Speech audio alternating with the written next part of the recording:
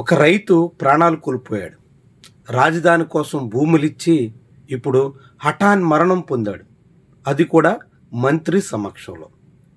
మంత్రి ఆ ప్రాంత ఎమ్మెల్యే ఇద్దరు ముందు తన గోడు వెళ్ళబోసుకుని హఠాత్తుగా కుప్పకూలిపోయాడు. దాంతో ఈ ఘటన కలకలం రేపుతోంది. అమరావతి రాజధాని నగర నిర్మాణం పేరుతో 10 ఏళ్ల క్రితం రైతుల నుంచి భూములు తీసుకున్నారు. ఇప్పటికీ భూములు ఇచ్చినటువంటి వాళ్ళకి కేటాయిస్తానని చెప్పిన ఫ్లాట్ల విషయంలో ఎటువంటి స్పష్టత లేదు.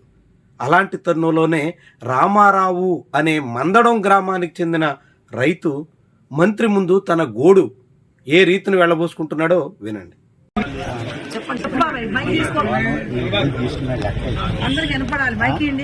తీసుకోండి. మాకు ఎక్కడ ఇస్తారంటే శ్రీరాశి రోడ్డు పొలాలు ఇచ్చాం. సింగపూరాలకు ఇచ్చిన దాంట్లో 2 ఎకరాలకు తీసుకొచ్చి వాగులో కొట్టాడు నారాయణ గారు లాడర్ అని. ఎవరు చెప్పుకోక ఇంతరోజు నీళ్లు పట్టినాయి. మరి ఆయన కొట్టమంటేనే వాళ్ళు కొట్టింది. ఇంతరోజు నీళ్లు పట్టినాయి. ఈ ఇల్లు ఇచ్చి మేము బొచ్చలు పట్టుకొని బజార్లో అడుక్కున్నాం కదా. అది సింగపూర్ ఆ శ్రీరాశి రోడ్డు అవతల ఉంది. మొత్తానికి ఒకసారి ఎందుకంటే ఎవరి వాళ్ళకి ఇచ్చానుకో హైదరాబాద్ లో నిన్న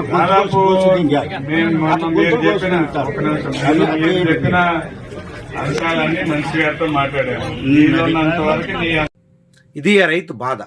తనకు ప్లాట్లు కేటాయించామని చెప్పి అవి వాగులో ఇచ్చారు అంటూ ఆయన వాపోతున్నాడు. అదంతా మంత్రి నారాయణ చేసినటువంటి ఘనకార్యంగా ఆరోపిస్తున్నారు.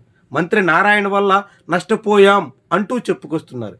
అలా ఆవేశంతో తన బాధనంతా వెళ్ళగక్కుని 3 అడుగులు వెనక్కేసి కుర్చీలో కూర్చుని ప్రాణాలు వదిలేసినటువంటి వైను అత్యంత విషాదంగా, విస్మయకరంగా, ఆందోళనకరంగా కనిపిస్తోంది.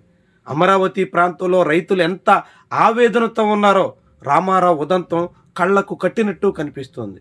తీవ్రమైనటువంటి ఆవేదనతో ఒకవైపు భూములు చేతుల నుంచి జారిపోయి ఇప్పుడు దానికి తగ్గట్టుగా పరిహారం విషయంలో కూడా స్పష్టత లేకపోవడంతో ఏం చెయ్యాలో పాలుపోని రైతులు ఎంతగా కలత చెందుతున్నారో ఆయన కళ్ళెదురుగా చాటుతున్నారు.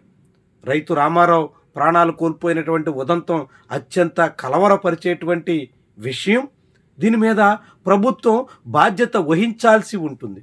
స్వయంగా మంత్రి నారాయణనే, మున్సిపల్ అడ్మినిస్ట్రేషన్ డిపార్ట్మెంట్కి మంత్రిగా ఉన్నటువంటి నేతనే ఆయన తీవ్రంగా విమర్శించారు. నారాయణ తీరు వల్లే నష్టం జరిగిందని వాపోయారు.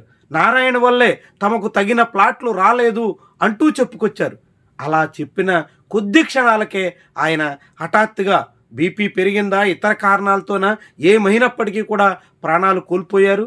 సిపిఆర్ చేసి మణిపాల్ ఆసుపత్రికి తరలించాలని అక్కడే అదే శిబిరంలో ఉన్నటువంటి రైతులంతా ప్రయత్నం చేసిన మార్గం మధ్యలోనే ప్రాణాలు కోల్పోయారు. మొత్తంగా అమరావతి రైతులు ఏ రీతిన ఉన్నారో, ఎలాంటి పరిస్థితుల్లో అగమ్య గోచరంగా మారి ఆందోళనతో కనిపిస్తున్నారో రామారావు ఉదంతం మనకి తేట తెల్లం చేస్తుంది. ఇప్పటికైనా ప్రభుత్వం కళ్ళు తెరవాలి. రామారావు బలిదానం సాక్షిగా ఇలాంటివి మరిన్ని జరగకుండా తక్షణమే చొరవ చూపాలి. రైతుల సమస్యలకి అప్పుడెప్పుడో పరిష్కారం చూపిస్తాం, ఇంకెప్పుడో ఏదో చేస్తాం అని చెప్పడం ఏమాత్రం సమర్థనీయం కాదు. భూములిచ్చిన రైతులు నష్టపోతున్నారు అంటూ 5 ఏళ్ల పాటు జగన్మోహన్ రెడ్డి హయాంలో ఉద్యమం చేశారు. ఆ ఉద్యమం కాలంలో పలువురు ప్రాణాలు కోల్పోయినట్టుగా చెప్పుకొచ్చారు. అమరావతి ఉద్యమ త్యాగదనులు అంటూ వాళ్ళంతా కీర్తించారు. మరి ఇప్పుడు రైతు రామారావు పరిస్థితి? ఈయనెవరు? అమరావతి కోసం త్యాగం చేయలేదా? అమరావతి కోసం భూములు ఇవ్వలేదా? అమరావతి కోసం భూములు ఇచ్చి 10 ఏళ్లుగా ఎదురుచూపులతో గడపట్లేదా? అప్పట్లో మంత్రి నారాయణ చెప్పిన మాటలిని మోసపోయాం అని ఇప్పుడు వాళ్ళంతా ఆవేదన వ్యక్తం చేయట్లేదా? మరి ఈ ప్రాణానికి బాధ్యత ఎవరు వహిస్తారు? కాబట్టి ప్రభుత్వం తక్షణమే ఇలాంటి పరిస్థితులు మరింత మందికి రాకుండా, ఇంత ఆవేదనతో ఉన్నటువంటి నేపథ్యంలో వాళ్ళందరి సమస్యను గుర్తెరగాలి, వాళ్ళ సమస్యలు పరిష్కరించాలి, వాళ్ళకి ఇచ్చిన హామీలు అమలు చేయాలి. అదంటే చిన్న విషయం కాదు. రాజధాని అభివృద్ధి చేసిన ప్లాట్లు వాళ్ళకి అప్పగించాలి. కనీసం అభివృద్ధి చేయకపోయినా వాళ్ళ ప్లాట్లు ఎక్కడో నిర్దిష్టంగా సకాలంలో అందజేయగలిగితే కూసింతైనా ఊరట దక్కేది. ఇప్పుడు ప్లాట్లు లేక తమకు ఎక్కడిస్తారో తెలియక, ఇచ్చినవి వాగుల్లో, వంకల్లో, చెరువుల్లో ఇచ్చి అవి ఏమవుతాయో తెలియక, ప్రత్యామ్నాయం చూపించక ఏం కావాలి రైతన్నా అనే ప్రశ్న ఉదయిస్తుంది. ఇదంతా రాష్ట్ర ప్రభుత్వ నిర్వాహకం, చంద్రబాబు ప్రభుత్వ నిర్లక్ష్యం, మంత్రి నారాయణ బాధ్యతారాహిత్యంగా రైతులు చెబుతున్నారు.